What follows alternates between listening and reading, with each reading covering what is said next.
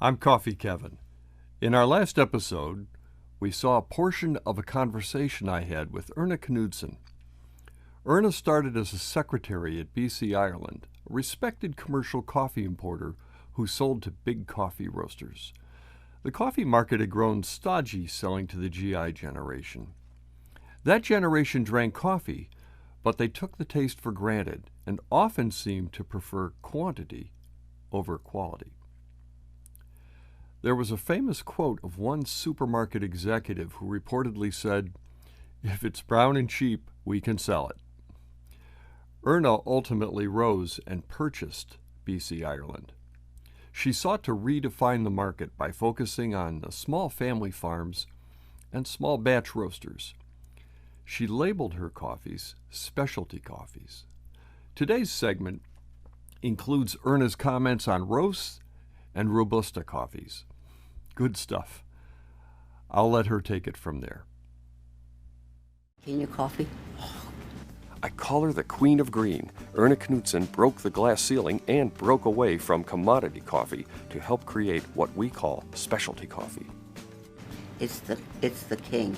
That and our Sumatra. We've won so many prizes with that coffee.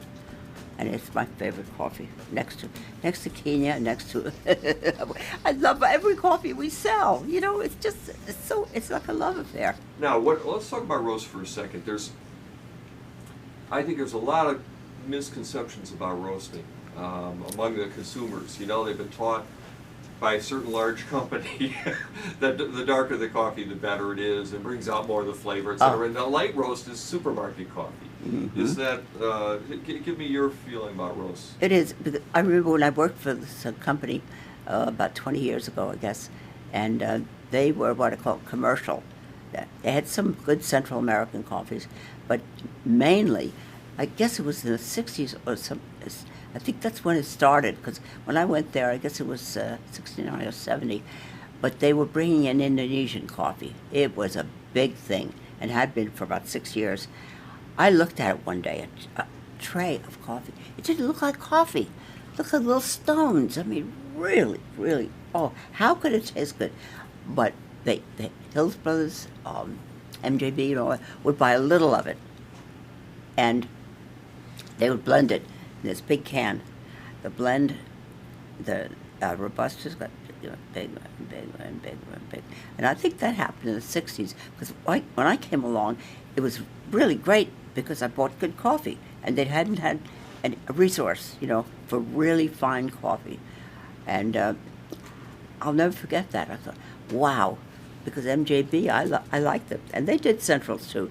But the mixed Robustas, and now I think the countries are let's see, Indonesia itself, of course, but most of those countries grow coffee. It is, this year they have the biggest crop, and they're going to sell it all, they say. What does that tell you about the American taste? I don't know about Europeans. They're supposed to have better taste in coffee than we have, but I would never. I mean, I had a tray of it in my office so people could see what Robusta looked like. A lot of Italians use Robusta. Oh, I know, yeah. And I was so disappointed in the espresso in Italy, weren't you? I mean, it was just bitter. And if that's, come on, use better coffee. Roasted to death, a hard bean, Guatemala, and I don't know. But I like a really good cup of coffee. Oh, God. And now I drink. What do I drink? It's, mocha latte, yeah. But it's got to be good. Like the girls over in Mill Valley, they have wonderful blends. Oh, God. What a pleasure to sell them coffee and then have it every day, Just stop at places where because I always ask in a restaurant, whose coffee do you have? We went up to Cyrus. Have you been to Cyrus, Northern California? Oh, God. It is, we think it's the best restaurant in the country, but it's certainly the best in California or the West, Cyrus. And they said, oh, yes, we have a special blend made by Peerless. And I think we tasted it one time. It was fine, but, we expect a lot more. But it was clean and good, a special blend for them. That's what a restaurant should do. Why is restaurant coffee so lousy still? Because it's cheap. Make it cheap and just put it in these, whatever you call them, and they sit on the gas. I can't believe it. And then there are places that you can make your own. I mean, they make a pot for you. Well, George, I think, had at his counters, people had their own little French press. Who cleans all those? Oh, I like my French press, but you have to clean the whole damn thing. And my cleaning girl came over, and I guess she dumped all the grounds down the sink. Well, God, the next day it kept bubbling up and all that. And she's Spanish, and my Spanish isn't so good. But I couldn't tell her. Yeah. What's your earliest memory of drinking coffee? Oh, God. My mother made about at least 3 pots a day, but they were, percolator. And you hear them and love the sound. And she did, the first thing we did, we came to America. I think I was 6 years old. And she looked for coffee, whole bean coffee. Well, you can imagine. I mean, we lived in Brooklyn for 7 years, but I think it was Queens. My father had a house ready for us, and we lived there. And you'd think with all the people from Europe, they'd have decent coffee. But so she decided to look, and she found people that would deliver to her every Friday. He had a great big truck, and he had whole bean coffee, nice medium roast, not light, not burned. And I remember him, I thought he was 8 feet tall, because I was pretty little. And he wore a black hat, and he was because my mother was sweet, pretty, and she's not at all like me. She's just soft-spoken and all that, very elegant. And every Friday he would deliver this whole big bag. I mean, they drank a lot of coffee. And my God, years later, I told David, what's his name, David Dallas. It was his grandfather. Isn't that wonderful? Oh, I thought it was. He almost cried when I told him. He said that was my father. He had a nice root, and because he loved the ladies, and there it was, this great big bag of good coffee. Oh, my mother was, because my father was he was on a ship the time he had, I don't know what you call that, I guess, went up to Spitsbergen and all that. The fish and all that. He worked on a ship when he was about 14 or 15. But they love good coffee, like a lot of Europeans. The Finns and Norwegians, I think, buy the best grades. And coffee was a way of life. You had to have good coffee. And my father would go down to the dock when he was home, and there's a ship with coffee, and he'd get a whole bunch of, green. And I guess my mother said they roasted it in the oven for a while, and it works. You make coffee at home? Weekends, because I leave so early in the morning. I'd have coffee out all the time. What's your secret? Weekends I take something home that we bought, and I want to make sure that it works here and it works in a pot, all that. But if I had my druthers, it would be Mandaling Sumatra. That is my all-time favorite. We have the same man that we have had since I started. And I was not really anything to do with coffee, and only got that later. But even then, they wouldn't let me into the cupping room. Okay, one day, this darling guy, about 18 or 20, he was going to Stanford.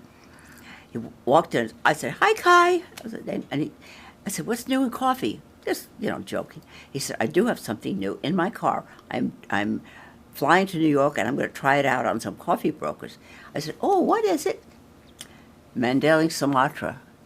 Well, in those days, Capricorn was the first and the only really fine roaster. And I sold him almost every single pound of coffee he had. And he'd been asking me for years, "If you ever hear anything called Mandaling Sumatra, Erna, please, I want it." So I wanted to roast it too, but of course they wouldn't let me into the cupping room. I said, "Oh, well, let me cup it with you." And they said, "We'll bring it to you in my cubicle." Imagine that crap. I mean, well, anyway, they wouldn't get away with it now. But I sat there, tasted. I said, "Oh my God, I'm in love."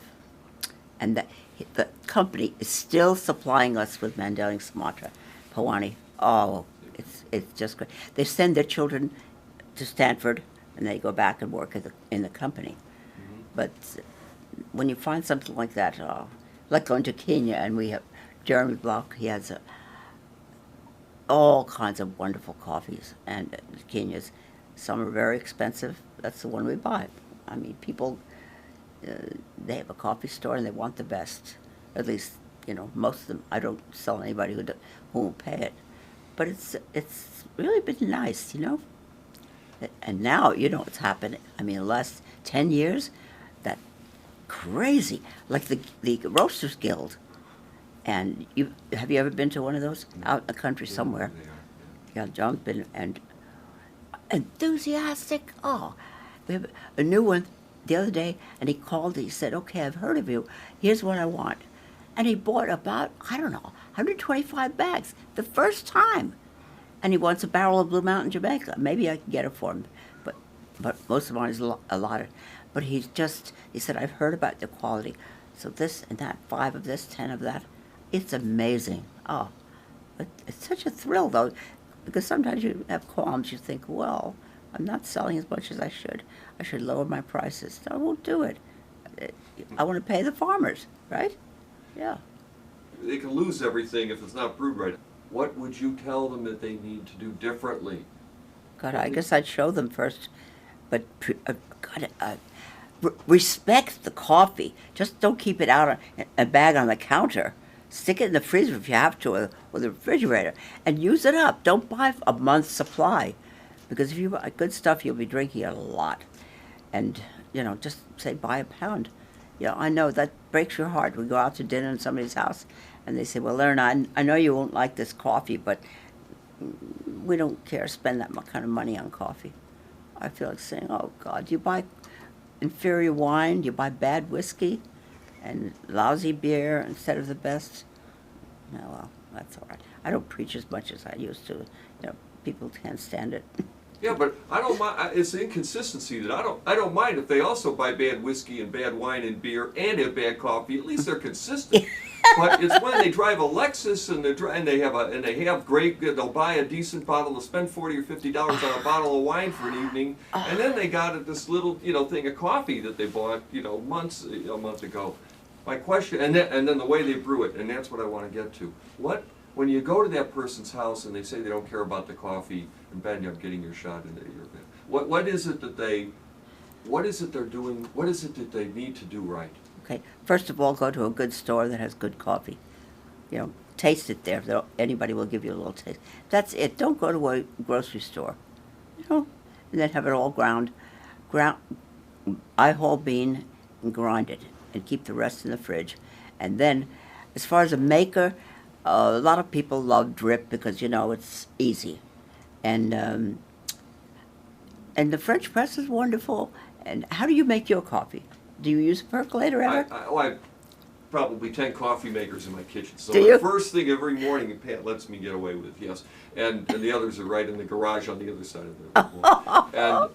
And my favorite is I've been using a vacuum maker a lot. I like the Chemex. Mm-hmm. Yeah. I don't use the French press very often because I'm lazy and I don't like to clean it. I know, yeah. But that's what I'm using. And then I use this Technivore, the drip brewer. I use that once in a while. Have you seen George? George is the big one that goes here. George is going to brew coffee for me with it 3 weeks from now. It'll take him 2 weeks to do it, too. Well, anyway, he's got to do that. So what do you think they're doing? What does the average consumer do? What can they do better to make better coffee? They could get a good, well, after they buy good coffee, we assume they are, have the right maker. It's amazing what people don't know. People don't use percolators anymore. Most people, the grown-up people don't, do they? No. A drip. And, my mother used to drip after that. She got wise. And the nice fancy coffee makers. You don't like the French press because it's a pain in the ass to clean it. I agree with you, I'm there. But since it's only Saturday and Sunday, I don't mind. I just get the best maker I could find after you have the best coffee. And grind it right then. Just grind it as you need it. So every damn, coffee maker. And I'm not even talking about instant coffee. Whatever happened to instant coffee? Is there such a thing? Hopefully it's illegal. Yeah. Hi. Wow. More great history. I know David Dallas, and yeah, that was, I couldn't tell if it was his father or grandfather that she knew, but it wasn't that cool that she bought coffee from him in Brooklyn. Her mother did, actually. And then she talks about the roasts and methods of brewing coffee, and Sumatra Mandailing, which apparently, it's to this day it's my favorite. Anyway, sorry, I love a lot of coffee, so don't get me wrong. But anyway, what can I say but subscribe? I want to keep you in the loop about all things coffee. I also want you to know first when our next CoffeeCon event is going to be. Even I'm wondering. Meanwhile, we've got more Erna. More in-depth looks at various coffee brewing methods. And you do realize that coffee is not just like wine. Well, it can be in the sense that it could be absolutely perfect. But I'm figuring you to be the kind of person who likes to brew and wants to enjoy all the wonderful aromas and taste inside the little beans. So subscribe. And if you're really enrolled, we have a patron page. Or you can just send me some Bitcoin. I'm Coffee Kevin. Coming up in the next week is Oren Bluestein, and I will be visiting. We're going to do an on-air cupping. Well, we'll tell you more about that in a little bit. Those in the U.S., have a meaningful Memorial Day tomorrow. See you soon.